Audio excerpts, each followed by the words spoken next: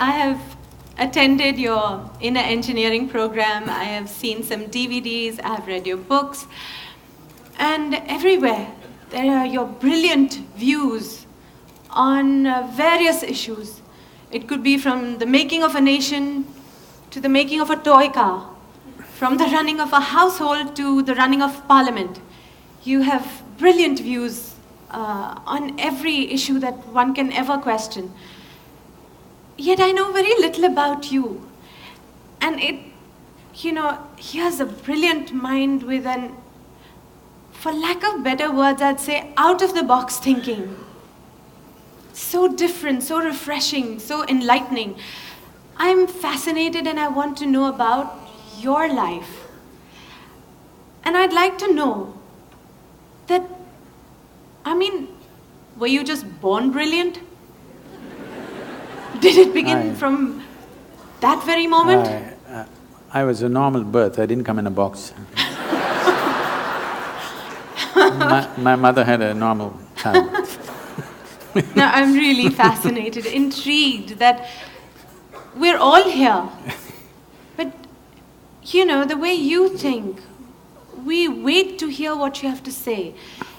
We've all been little children and we've all grown up, but we've grown up and been educated in schools, but I find our way of thinking, our way of being very conditioned, like almost systematized. So where did it all begin?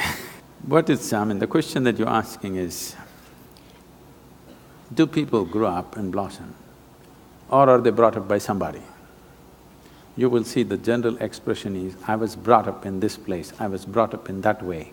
Especially in the West, you will see, I was brought up Christian, I was brought up Jewish. These are very common words. I think it's absolutely ridiculous and humiliating that a human being has to be brought up. You bring up cattle, okay? You don't bring up a human being. A human being is supposed to blossom by his own nature. That is why he is on the top of the pile, at least on this planet in the evolutionary scale. And most human beings don't seem to understand that, or they're not allowed to understand that by a whole lot of people and they need to be brought up. Bringing up means somebody is molding you.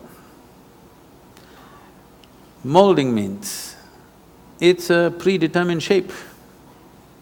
No flower that blossoms is the same way as another one which blossomed yesterday. But a mold means it's always going to be the same. If you make a mold, the idea of making a mold is that we want to have the same form again and again and again. Right now, generally, that seems to be the work, unfortunately, of the current education system, the so-called religions that are operating in the world, and of course the family. They want you to be in a certain mold, they don't want you to blossom like a wildflower, because they're afraid of anything fresh happening among them. They want something that is familiar, they don't want something unfamiliar to be born among them. So, if you have succumbed to that system, then yes, you've been molded into a certain form.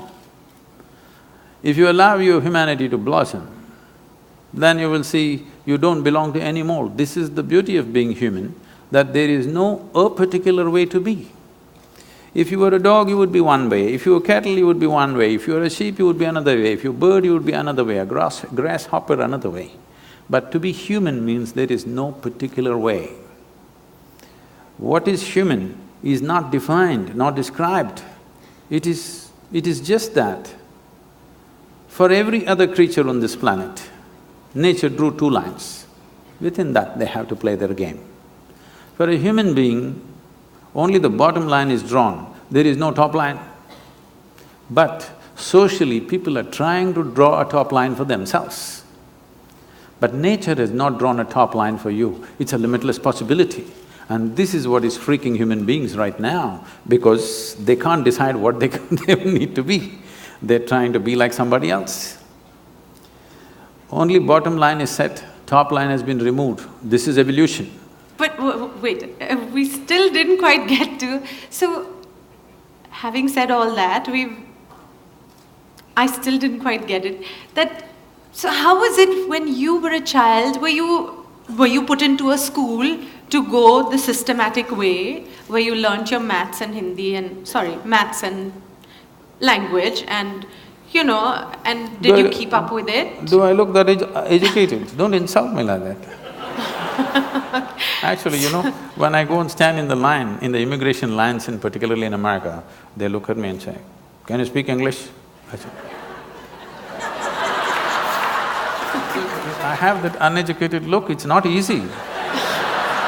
Do you know what it takes to remain uneducated?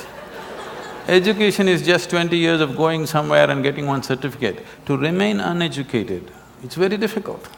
Because from the day you are born, your parents, every other adult, the school, the damn thing, everybody is trying to educate you about something that's not worked in their life.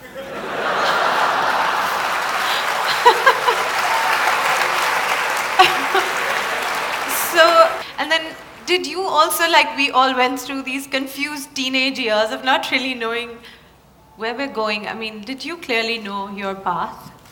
Not at all. I was… right from 3 or 4 years of age, I was always a million questions hanging in my head. I have a question about everything to everything. Questions means very fundamental questions about existence itself, my own existence. So when I was 3, 4 years of age, suddenly I realized I know nothing.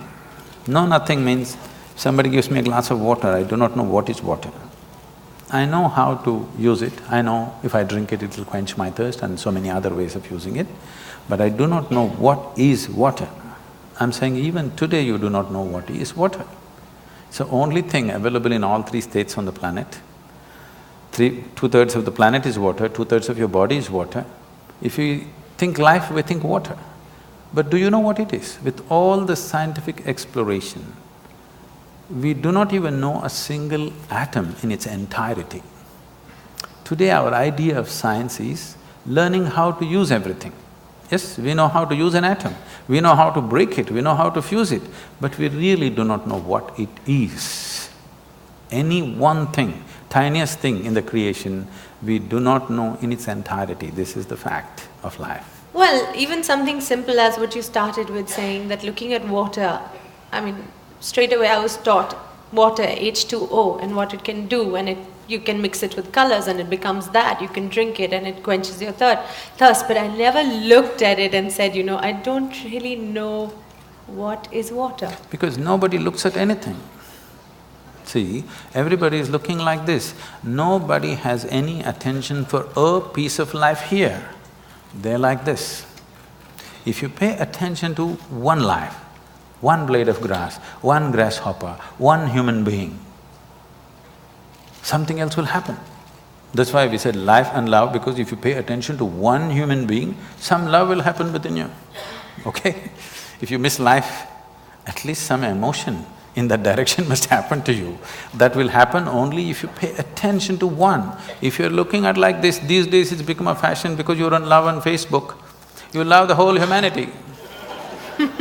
To love one human being, if you want to love one human being, it costs life. To love the whole humanity, it doesn't cost anything. It's even better to love God, because it's always easy to love somebody who's not here now. It's so easy. But if you have to love somebody who's sitting next to you right now, it costs life. You know how difficult it is to love someone who is next to you right now? How easy it is to love someone who is dead or who is in heaven? Isn't it so? Let's face it. Because if you have to love one thing is you have to pay attention. Without attention, it will not happen. And above all, you have to give up something that is you to accommodate another, otherwise it will not happen. The English expression is very good. You must fall in love. You cannot rise in love, you cannot stand in love, you cannot fly in love, you have to fall. Something of you should fall, otherwise it will not work. You will not know it. So, you want to have a fake sense of life, then you don't pay attention to anything. Everything is information, nothing is a living experience.